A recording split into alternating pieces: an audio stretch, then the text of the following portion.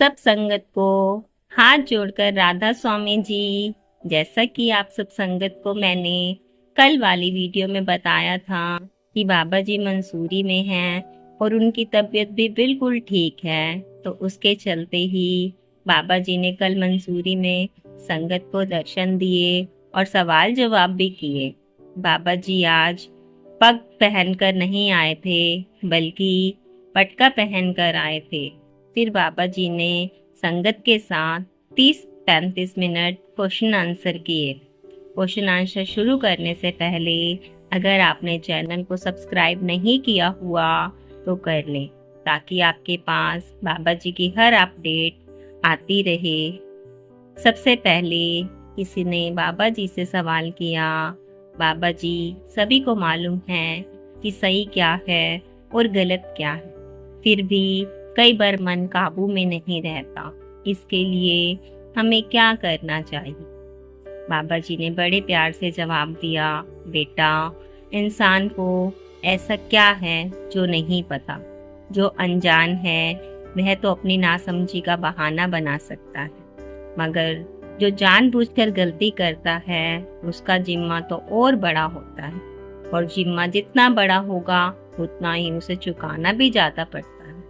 बाबा जी आगे बोले, हम सोचते हैं कि हम किसी के अधीन होकर चल रहे हैं, लेकिन बेटा, क्या सारी जिंदगी हम किसी की गुलामी कर सकते हैं? हमें तो खुद अपने फैसलों का मालिक बनना है, और जब हमें अपने रास्ते खुद चुनने हैं तो हर कदम को सोच समझकर उठाना हो। एक भाई ने हाथ जोड़कर कहा, बाबा जी, मेरी शादी को 25 साल बीत चुके हैं, मगर मैं अपने मन को काबू में नहीं कर पाता।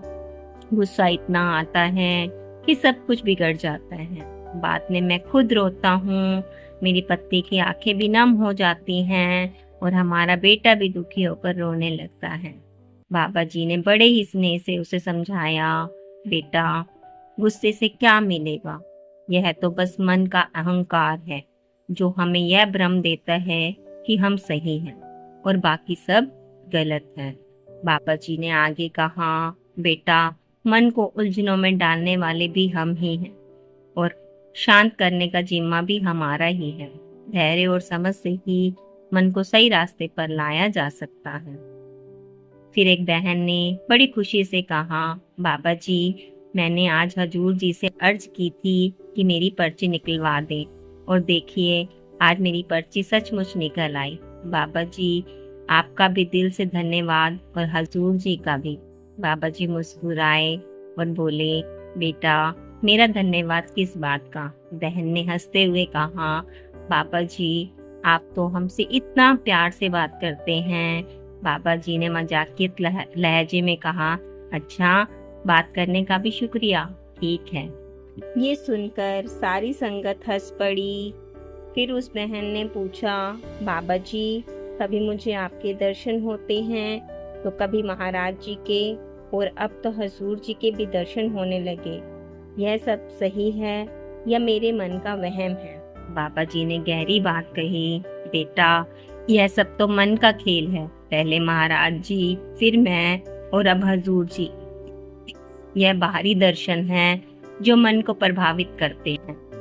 हमें तो अपने मन को अंदरूनी शब्द के साथ जोड़ना है। जब तक हम शब्द से नहीं जुड़ेंगे, यह बाहरी रूप आते जाते रहेंगे। फिर एक भाई ने हाथ जोड़कर कहा, बाबा जी, मेरी आपसे यही अर्ज है कि हमें सेवा, सत्संग और सिमरन के रास्ते पर बनाए रखें, और अपनी कृपा हम पर बनाए रखें। बाबा जी ने मुस्कुराते हुए जवाब दिया, बेटा, तुम्हारी सोच बहुत ही खूबसूरत है, और ऐसी सोच होनी भी चाहिए, मगर बेटा, केवल सोचने से या विनती करने से काम नहीं बनेगा। जब तक हम अपने विचारों को कर्मों में नहीं उतारेंगे, उन्हें अपने जीवन का हिस्सा नहीं बनाएंगे, तब तक कुछ हासिल नहीं होगा। फिर किसी ने पूछा, बाबा जी, जब मैं भजन सिमरन में मन लगाता हूँ, ध्यान लगाने की पूरी कोशिश करता हूँ, कभी कभी मुझे प्रकाश भी नजर आता है, लेकिन मैं उससे आगे नहीं बढ़ पाता, उसे और कुछ नहीं मिलता। बाबा जी ने बड़े ही प्यार से जवाब दिया, बेटा, हमें मालिक की मर्जी को परखने की कोशिश नहीं करनी। हमें तो बस उसकी रजा में चलने का प्रयास करना है। जब मालिक देखेगा कि तुम इसके काबिल हो, वह खुद ही तुम्हें रूहानियत का रास्ता बख्श देगा। फिर एक भाई ने पूछा, बाबा जी, मैं भजन सिमरन में पूरी कोशिश करता हूँ, लेकिन फिर भी बात नहीं बन रही। बाबा जी ने प्यार भरे लहजे में जवाब दिया, बेटा, जो चीजें आसानी से हासिल हो जाएं, उसकी कद्र कम ही रहती है। अगर मेहनत के बाद भी वह ना मिले तो समझ लो मालिक तुमसे और अधिक लगन चाहता है। बेटा, रास्ता मेहनत का ही है, हमें तो बस डटकर जुड़े रहना है, जुटे रहना है।